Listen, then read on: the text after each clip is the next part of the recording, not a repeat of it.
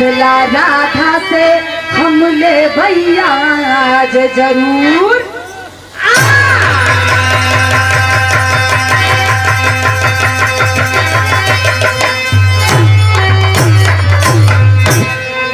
ए भैया,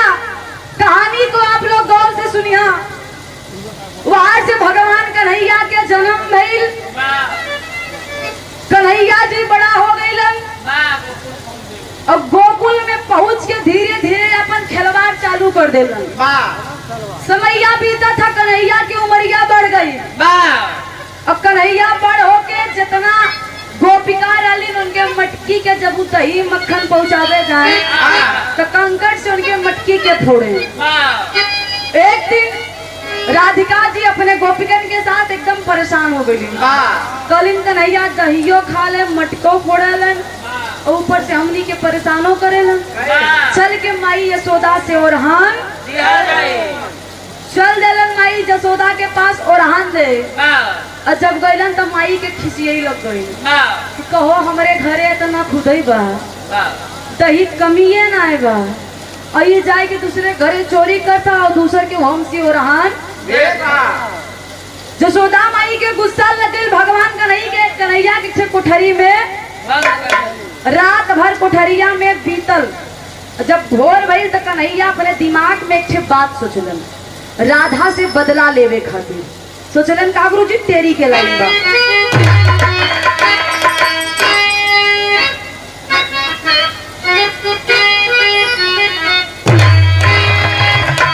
अरे मुरारी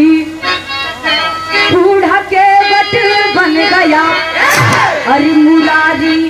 बूढ़ा के बट बन गया,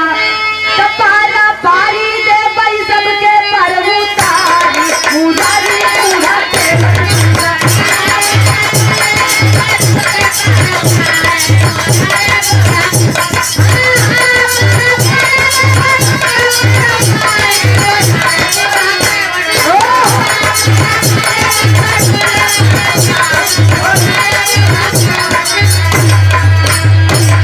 मुरारी बूढ़ा केवट बन गया,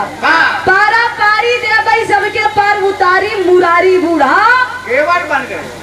ए भैया, कन्हैया जी एक वृद्ध ब्राह्मण के भेष बनाए के जाए के घाट पे बैठ गए जमुना जी के। और जितना घाट पे केवट डाले सबके कारण क्या छुट्टी है, केहू घाट पे आई है। आज यही बैठा हम अकेले जे केहू आई होके पार। सब केहू चल गए यार। कन्हैया जी अकेले एकदम वृद्ध 80 साल वाला बुढ़वा के भेष बना के बैठ गए। और जब बैठलन है भैया तब देखा था इनकी लागत राधिका आज आई है ना। जब कुछ समैया बीता था तो राधिका अपन मंडली के साथ रोज की तरह दही मटकी लेके चल देली। अब कन्हैया के निगाह पड़ल बा तो भइल का गुरुजी गीत बदलल।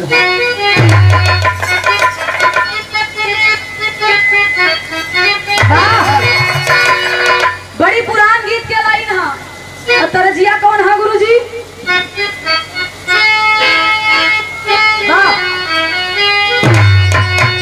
अरे झुमका झुलनिया मोरे नई घर के निशानिया।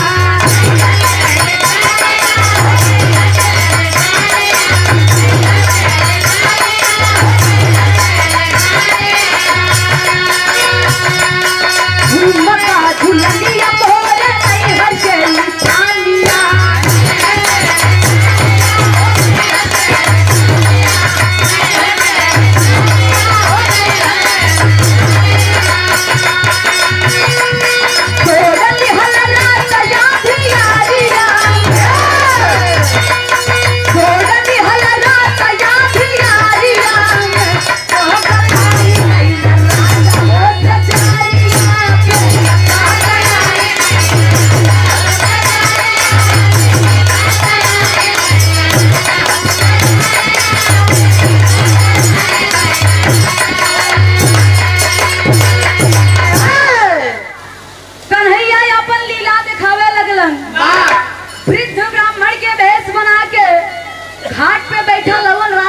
दिखाई देली तो कैलन का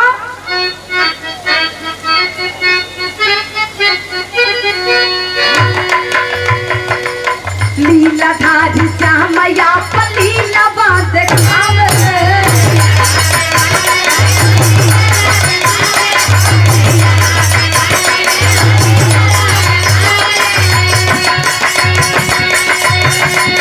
लीला धारी श्यामया लीला बात खावे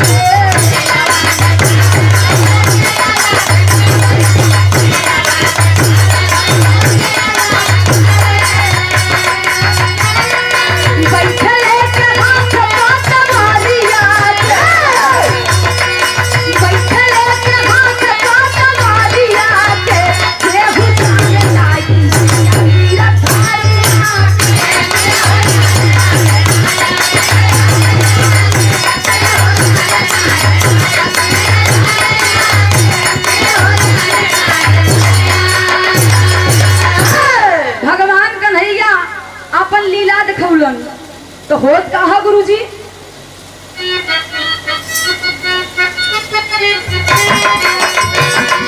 सखियन के साथ राधा बाई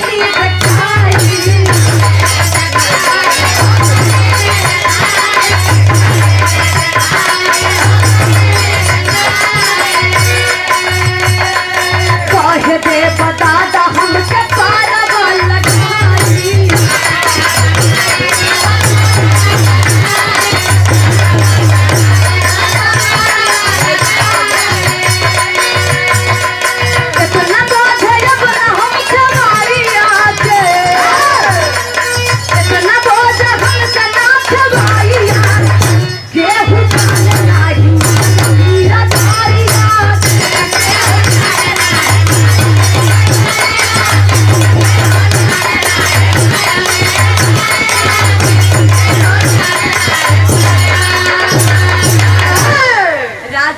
जाके हाथ जोड़ कली ने दादा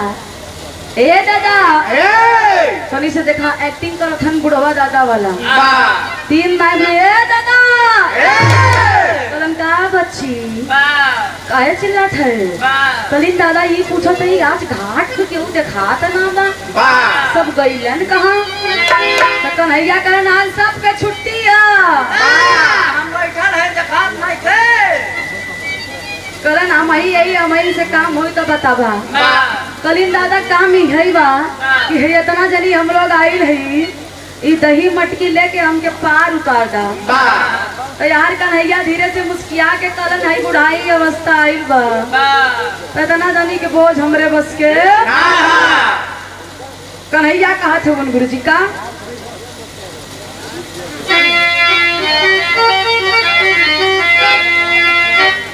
कहलन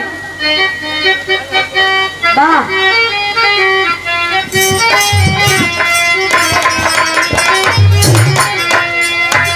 कन्हैया समझौलन लेकिन ये हर गीत बदला था गीत एकदम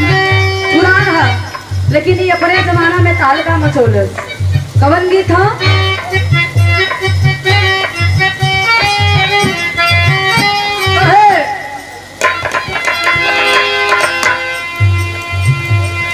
नहीं बरवा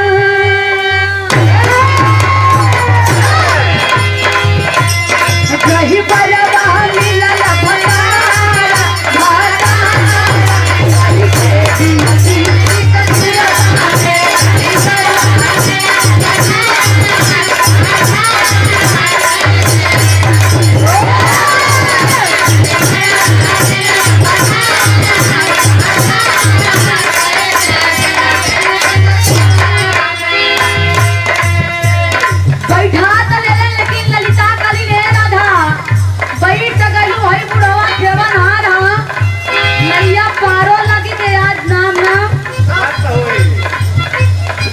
घर जाइबू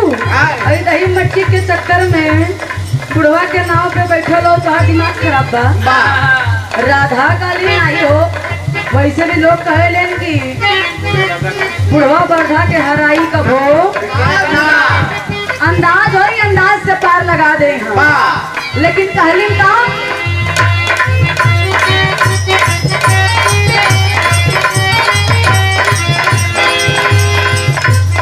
बूढ़ा बाबा के बन्ना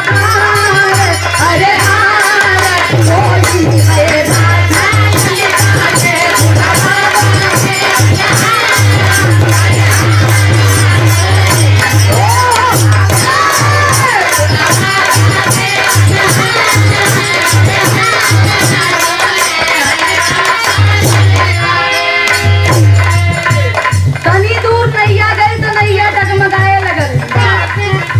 सीता कलिन को हो दादा है तो और नैया कहे डगमगा था कन्हैया धीरे से कहलन कि सुना हमरे उम्र के तनी ख्याल करा बुढ़ाई अवस्था में तना वजन ढोबू तो नाय डगमगावे करी का करी पार ना लगे कहलन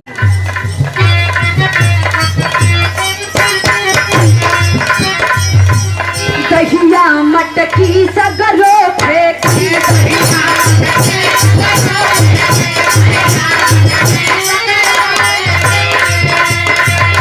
कहलन दहिया मटकी सगरो यमुना जी में फेंक दा तबे बेड़ा पार होई ना होए कान्हा के तरफ जब लखत इंद कहलन अरे बाप रे बाप यही खातिर तो हम आइल है अगर दही मटकी यमुना जी में फेंक दे तो दाम मुँह लेके वहाँ पा जाए समझावत है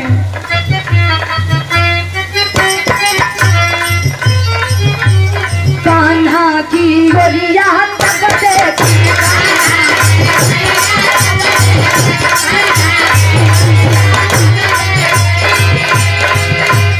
कान्हा रहले मुस्काए मुस्काए गोली कान्हा जी जब कॉलम दही मटकी फेंक दा राधा और ललिता पूरी सखिया कान्हा जी के देखत है करीन कहो दादा हमनी पार लगे खातिर अकेल नहीं है भाई दहियवा के चक्कर में तो सोचे पार हो जाए जब दहियवा न लेके जा तक अपन सकल लेके जाए कन्हैया करे ने सुन बच्ची अगर जान रही तो जहान मिली अगर जान बचावे खातिर दही मटकी एकर लालच छोड़ा अब बेचारी रात कुल जितनी राधिका के गोपी सखिया रही सबके डर हा कि बुढ़ऊ कैसे पार लगाए दे दही मटकी के लालच छोड़ा सब केहू दही मटकी यमुना जी में फेंक दी जब आगे बढ़ी तो भैल का गुरु जी गीत बदलल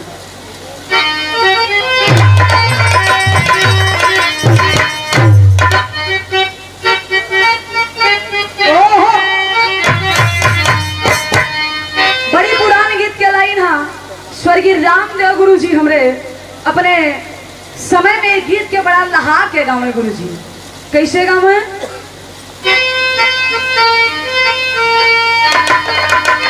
अरे झूलनी पे उड़ाली अरे झूलनी पे उड़ाली जो जिया उड़ादा हमारे पैसे बड़ा जगी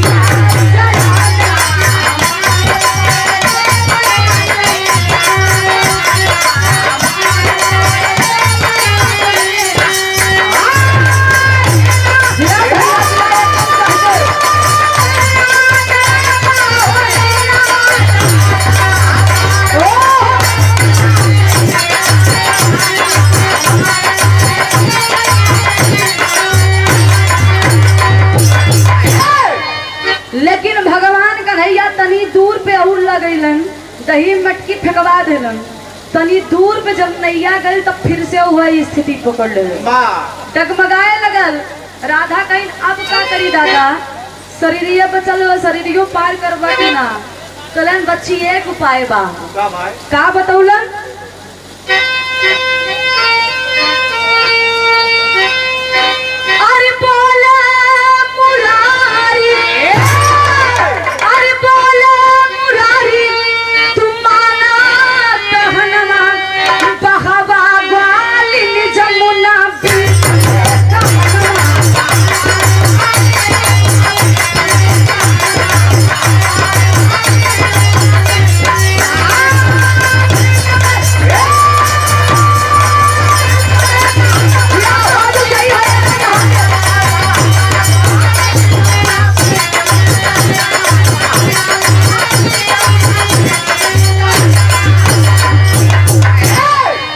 कहना उतारी सब फेंक पारा पारी अरे कहना उतारी सब फेंक पारा पारी तो धीरे धीरे नैया चला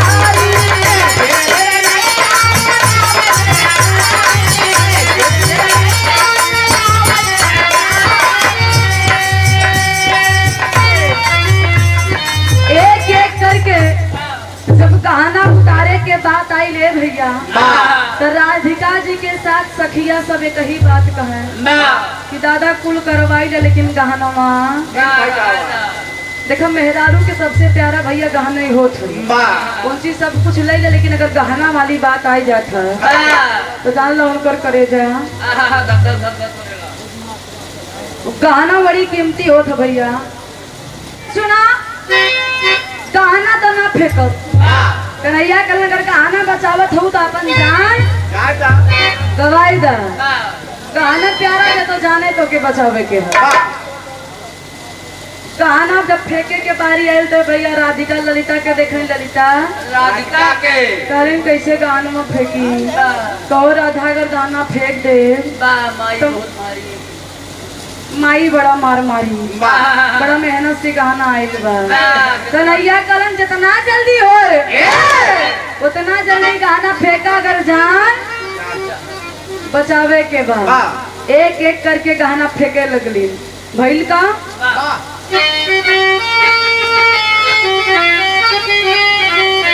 और गहना उतारी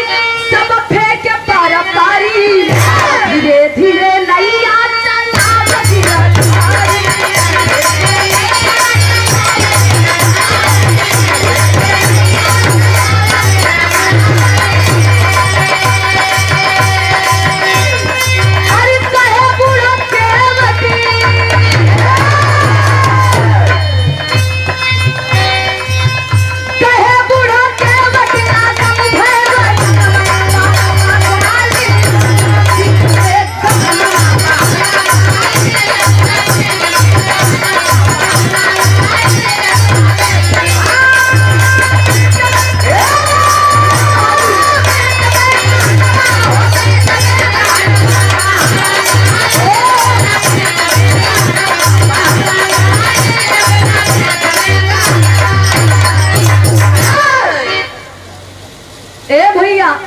राधिका जी सब सखियन अपन गहना उतार के जमुना जी में फेंक दे और जब जमुना जी में फेंकलिन तो ये भैया तनी दूर पे सत्यदेव मौर्य कबूलपुर बीजेपी के कार्यकर्ता है आपके द्वारा पुनः 51 रुपया के आशीर्वाद बहुत बहुत प्रणाम है ऐसे लगल रहा बहुत बहुत प्रणाम है आपके सब भैया के नमस्ते प्रणाम बा। लेकिन कहना है भैया राधिका जी जब गहना अपने सखियन से उतरवा के फेंक देलीन यमुना जी में तो तनी दूरी पे और नैया गई फिर से वह धारा पकड़ा था तो नैया से राधिका कलीन है दादा आज परवा लगई बा कि ना लगई बा कन्हैया कर बहुत चीज परेशान मत हो कलनी नैया तो हमेशा टगमगाते बा कबो शांतो होई कलन होई बच्ची होई तनी सवार अबे टाइम करीन अब का उतार के फेंकी का बचल बा हई कपड़ा में हई शरीर में का फेंकी कन्हैया कहना है अबे तो वह बचल है जो हम चाहत है मने में सोचत है राधिका जी से कलन बची सुन नैया हमार तबे हलकाई एक काम कर देबे तब वो का काम है कलन का करी तो कन्हैया मुस्किया के कलन गुरुजी का कहलन गीत बदलल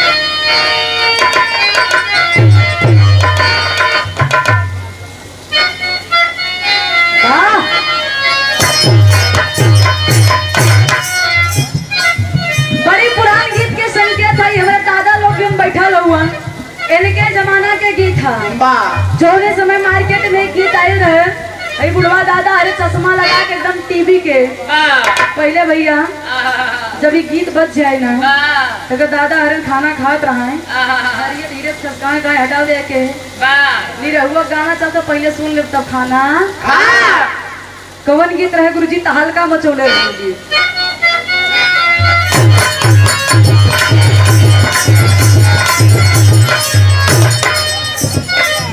गीत रहल बुढ़वा मलाई खाए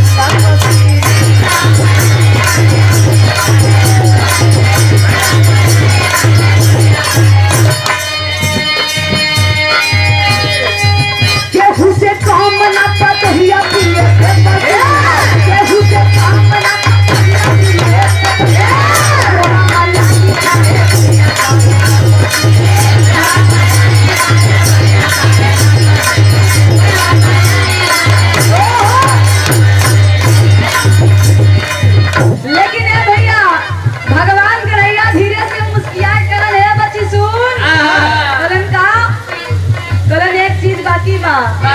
कलन वो कहा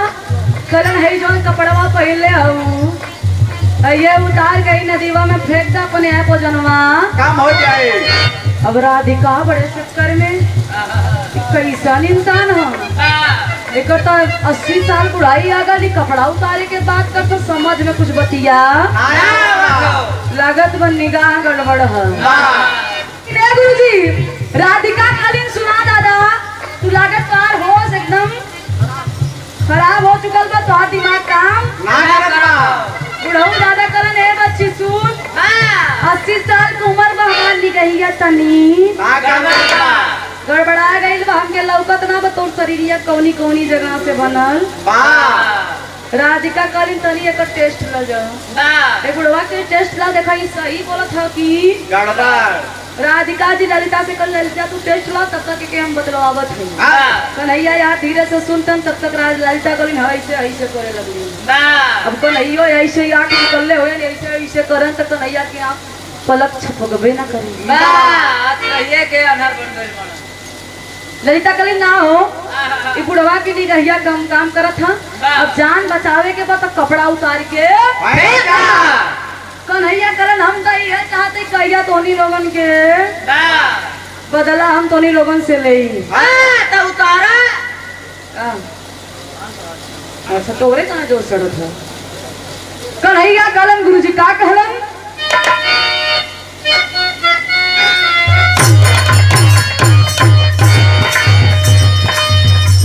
कहलन कहे श्याम ताना के बाप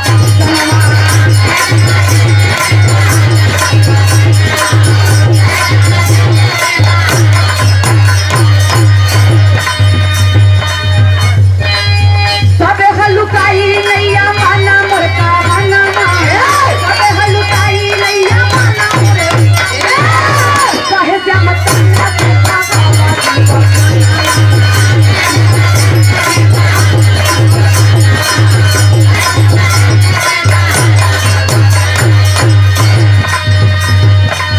कन्हैया करन एक कहूँ शरीर पे कपड़ा ना होए के चाहिए जितना पहले ले हूँ कुल उतार के फेंक दा अब बेचारी कुछ शर्मा तो है लेकिन जान बचावे के है तब कैलिन का गुरुजी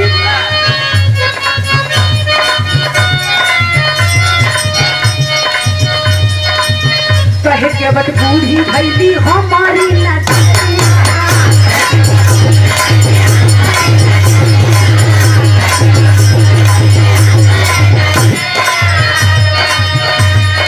चंदी को देखा पनाई के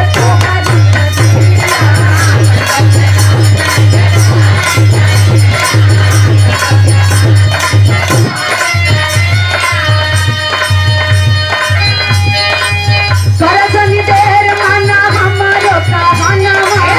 करजनी देर माना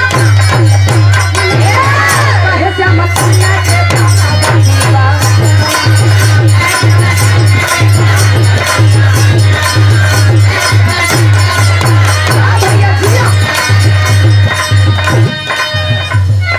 लेकिन राधिका जी समझावत है कि कन्हैया कि बुढ़वा दादा हमनी से बस उतार के कहा तो ठीक है जान बचावे के बाद कपड़ा उतार के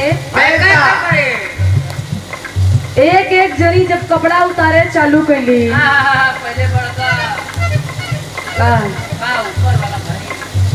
एक एक वस्त्र जितनी गोपिका रही धीरे धीरे निकाले चालू कैली कुल उतार के वही यमुना जी में एक अहू शरीरी पे वस्त्र ना बचल कन्हैया जौन बुढ़वा दादा के भेष बनौले रहले बच्ची एक अहू अगर बची तहाई डगमगा बंद कुल उतार के फेंक दे एक अहू बचे के बड़का छोटका ओकर बच्चा सब उतार के फेंक दा बड़ी जानकारी बतो के कपड़ा के बारे में कॉस्मेटिक के ए भैया सारी गोपिका अपने वस्त्र के उतार के फेंक देली जब नैया धीरे धीरे पार लगे चलल तो कन्हैया से राधिका जी कहली दादा जौन बनल रहलन कहलिन का गुरु जी पापट के लाइन हम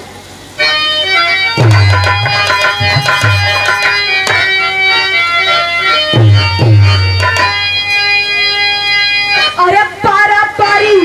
सबे उतारी सारी नैया में, अरे पारा पारी सबे उतारी सारी नैया में, देख के दशा खचले मुरारी सारी।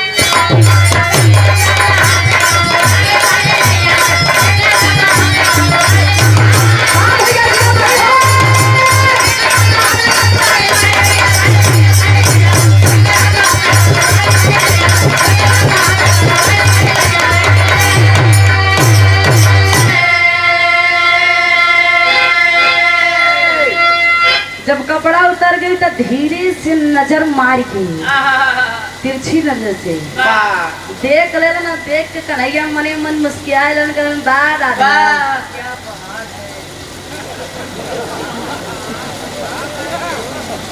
कहलन कि अब हमारा बदला पूरा हो गया, तो निगाह गंदी ना रह। कहलन हमार बदला यार तो मने मन सुल्तान को पूरा हो गई। राधा कहीं ना तो नैया पार हो गया दादा। कहलन अच्छी बस काम हो गई, अब तो ऑटोमेटिक नैया पार हो गई। अब तो फोटो खिंचाइए गई। हाँ तो तू वहाँ बैठा रहा, खींचे ना बात कैमरा लेके बैठा रहे। कैलन का गुरुजी? अरे जमुना जी में सारी साया सबन की ये ठेकान, बोली राधा यबता दादा देवा पार लगा। अरे हंस के बोले तब मुरारी सारी नैया में, तब मन के अपने भीतर हटावा राधा प्यारी सारी नैया में। कलन है राधा अपने मन के ही जोन तोरे फिकर बढ़ल है, बेचैनी बढ़ा था, एके हटा दा, काम हो गई पार लग जाइबू। तो कैलन का गुरुजी आल्हा के लाइन बा।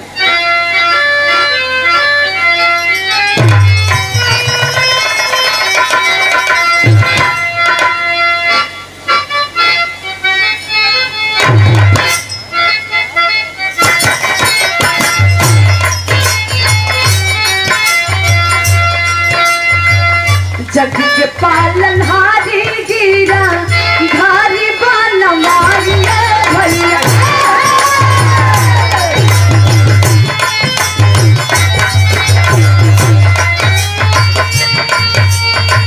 सोहखिया के साथ कइले बड़ा खेला,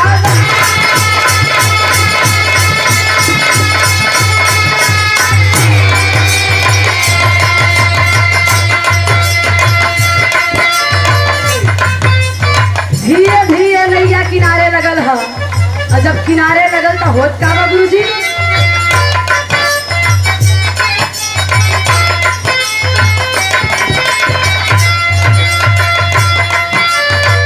धीरे धीरे नैया के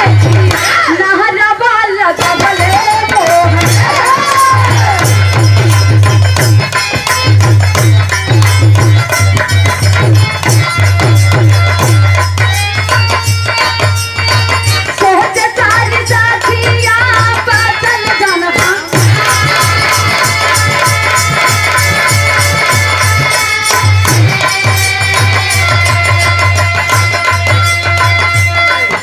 नैया से उतर के सब कौनी तरफ भगलिन गुरुजी? जंगल की तरफ। और जब जंगल में गईलिन तो सब सतिया अपने शरीर के केहू आम के पतई, केहू महुआ के, केहू केरा के, जे जवन पावत था अपने शरीर के ढकत बा। यहाँ शरीरिया के ढकते ही तब तक भगवान का नैया आगे ढकत है, पीछे खुला, पीछे ढकत है आगे। हमारे समय में रहन भैया, हम जहाँ छोड़ दे बताइए कहाँ से मैं जब मैं वीडियो बनवाई रहा। राधिका जी जब भगवान कन्हैया कदम के डाल पे बैठ के अपने बंसी के आवाज से कन्हैया के कान में पड़ल आवाज तो करे लगा था आ गई लोग नहीं के कमी रहल। राधिका धीरे से ललिता से करीन जाके देखे वो बुढ़वा नैया पे बैठल है की ललिता धीरे से जब पास हटाई के जाकर फिर कली नहीं राधा बुढ़वा के नाम पता है तरीनु बुढ़वा ना रे वह तो मुरलीधर कन्हैया हुआ बदला ले ले यही से रोकत रहे मत जा। कई दिन का गुरुजी खड़ी के लाई है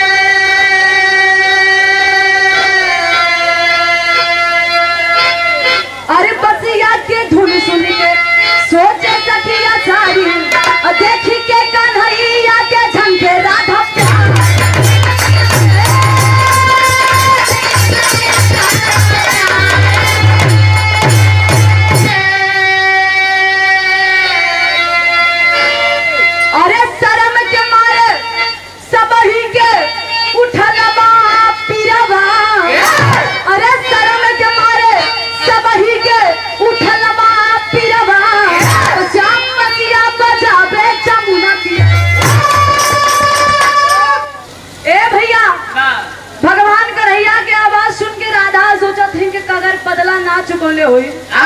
जाके माई जसोदा से और हम ना दे हुई ताज कन्हैया अमली के साथ ही ना करते हुई सबके शर्म से एकदम सर झुक गई हाथ जोड़ के कन्हैया से माफी मांग रही कि कन्हैया आज के बाद गलती ना हो लेकिन पतवा कहाँ गई तोरे घरे घर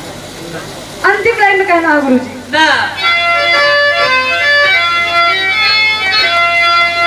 अरे शर्म के मारे सबही के अरे शर्म के मारे सबही के उठल बा पिरवा जाम बचिया बचावे जमुना तीरा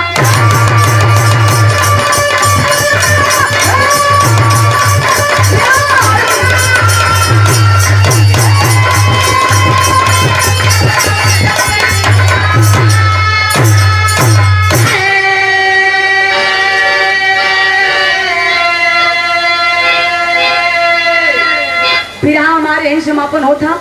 राधिका जी से भगवान कन्हैया के बदला।